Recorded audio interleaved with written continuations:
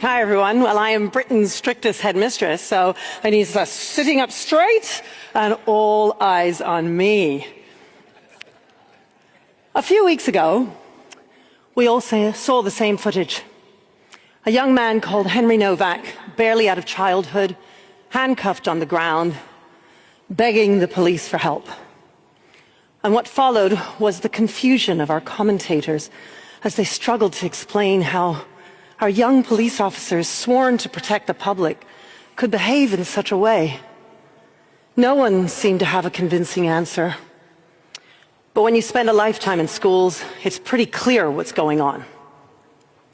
Those young police officers are not a special case.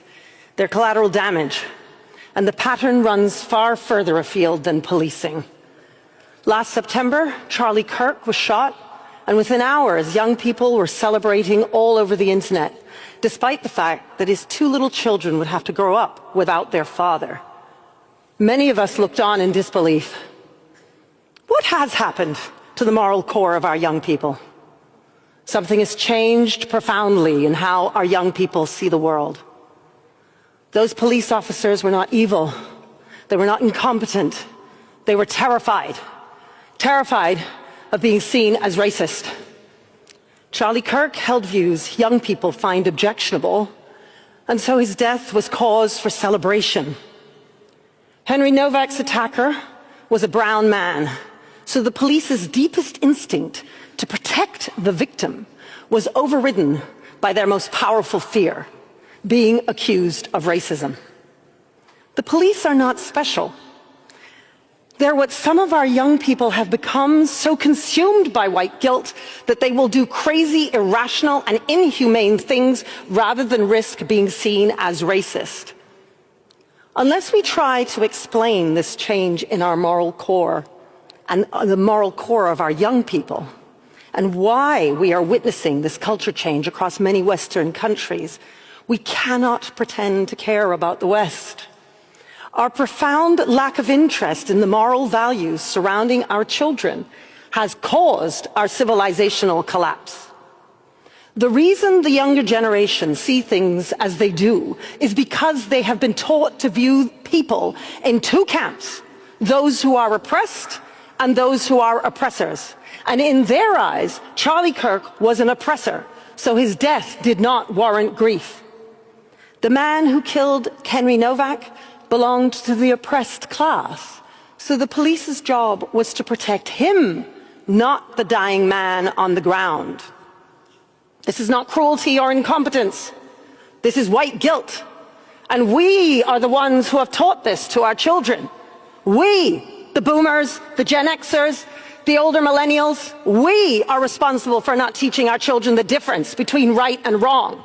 We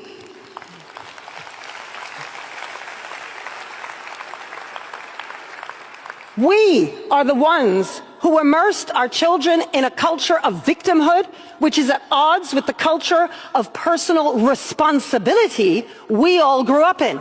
A culture we've very stupidly taken for granted. As little as 40 or 50 years ago, the bedrock of traditional small c conservative values that built the West were commonplace in our schools and in our general culture. One of my teachers at my school always tells me about his grandfather, a man who, no matter how ill he was, never missed a single day at work, yet always had time to teach his grandson how to be a better version of himself. No quiet quitting for him. When he retired after 50 years with the same company, he was so proud of his company letter thanking him for his service that he gave it to his grandson. Once upon a time, we all knew that traditional values gave us a chance at a meaningful life. All the grandmothers knew it, all the pastors knew it, even the teachers knew it. So why don't our young people know it now? We boomers, Gen Xers, and older millennials think school is just about teaching algebra. Your kid's science teacher not so good? No big deal. Just get the kid a tutor. And sure, they're on social media, but we had TV and we assume they're the same. Parents are busy working. And well, your own parents didn't war game your upbringing. It just sort of happened somehow. You grew up without too much effort, and you turned out just fine. You know the difference between right and wrong. So why would you wargame the upbringing of your own children? Because raising a kid in the 21st century is a different order of magnitude of task. We have taken for granted the values from our elders, and we have missed the fact that we are the elders now. The only reason the Sex and the City liberalism of the 1990s was fine was because we were anchored by the small c conservatism of our parents and our grandparents. Do you ever wonder why Gen Z behaves so differently in the workplace? Not all of them, sure, but we all know they tend to be more performative than older generations, tend to value feelings more, and don't really embody the small c conservative values of duty to others or real sacrifice instead of the performative kind. Instead, young people swim in a culture of instant gratification and live your best life. You do you. Be who you want to be. And if you think Gen Z is bad, just you wait till you see Gen Alpha. The culture shift comes from what children learn at school and online. Ask any young person what history they learned at school, and they'll tell you Hitler. Ask them what else? Slavery. Ask them what else? American civil rights. In fact, what little they know of history will be all about black and brown people fighting for equality against the white man. Women fighting men for the vote. Gay and trans people fighting for various rights. Our young people have been taught that history is simply one long story about various groups struggling under the oppressive dead white man. Out with Dickens, Shakespeare, Kipling and Wordsworth. We must decolonize. History is taught through an oppressor lens. The triangular slave trade, white men held the power. What about Britain ending the slave trade? More than a quick mention, if at all? No. What of the Arab slave trade that lasted 3 times as long as the triangular slave trade? No. Okay, so GCSE history in Britain is often taught as migration through time. So the idea that Britain has always been a land of immigrants is embedded in our children's heads. Most schools would prefer to concentrate learning about the tiny number of black people who existed in Tudor England over a thorough analysis of England's break from Rome. Medieval history becomes her story and is told through the eyes of Eleanor of Aquitaine, because after all, she was a woman. Not to mention weeks on King Mansa Musa of Mali, because he was a black Muslim. His bearing on British institutions, laws and faith is non-existent.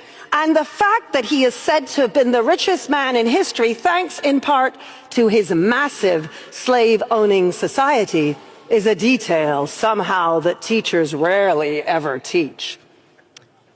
But it isn't just our schools. It's our general culture, too. Take your kids to a museum or an art gallery in any Western country, and you'll find the same narrative. As an example, when learning about aviation in London's Science Museum and the extraordinary feat that is man making massive machines move in the sky, a write-up on the wall explains that women and black people were historically barred from aviation schools and the military.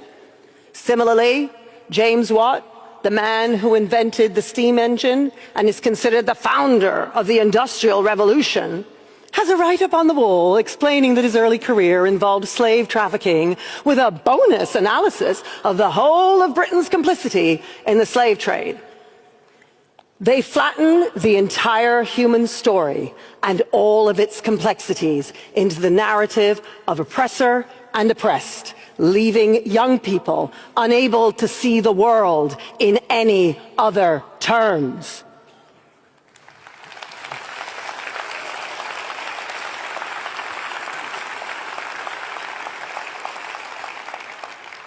How can children feel that they belong to their country when they are immersed in an educational culture that teaches that their country is merely an evil oppressor? Children are the future.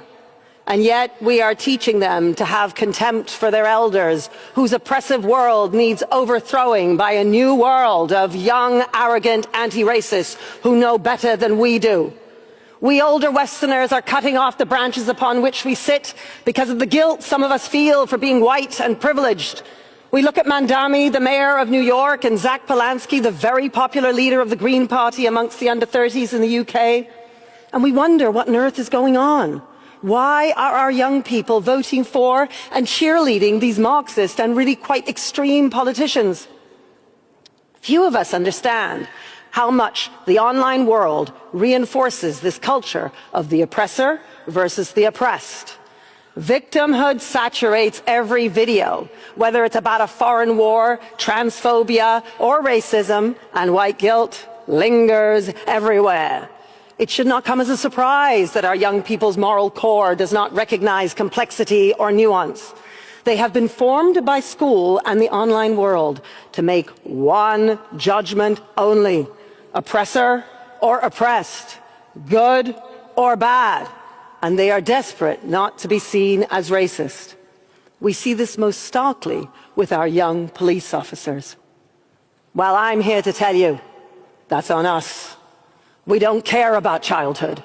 And then we wonder why our children have imbibed the wrong values.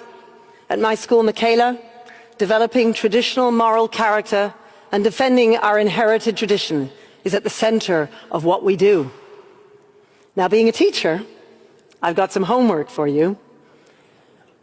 I want you to live your lives by the small c conservative values that were instinctive to our grandparents. Be brave and put away your lifestyles of anything goes. Saving the West ain't easy, you know. And then you need to narrate those traditional values openly with your children, your grandchildren, your nephews, your nieces, as if we're going to war. We need...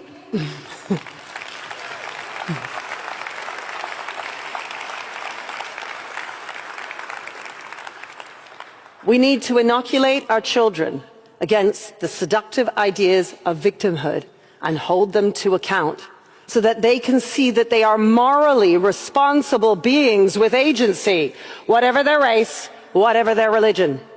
So yes, Henry Novak's police officers were trained with the wrong priorities, but that training was only fuel on a fire that has been burning their whole entire lives.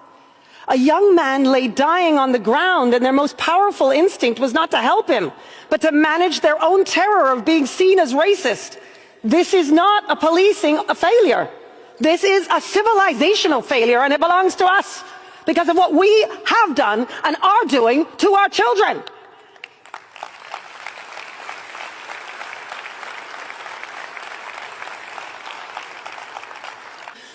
We all need to be brave enough to teach children a sense of duty and service, love of country, gratitude over entitlement, hard work over laziness, forgiveness over vengeance. And our children will reject the oppressor and oppressed narrative instinctively. They will know in their hearts that dignity comes through owning one's moral agency, through being responsible and sacrificing for the betterment of the whole. Schools matter. Families matter. Children matter. Save our children and we'll save the West. Thank you.